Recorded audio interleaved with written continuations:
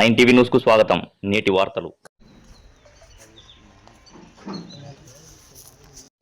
ఎస్డిక్యూ ఎంబీగా చేస్తున్నాను.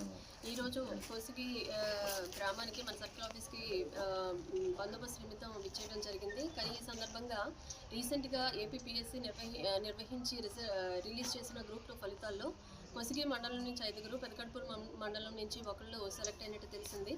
అందుమూలంగా వీళ్ళందరినీ పిలిచి ఇక్కడ సన్మాన కార్యక్రమం నిర్వహిద్దామని వీళ్ళని పిలిచాము.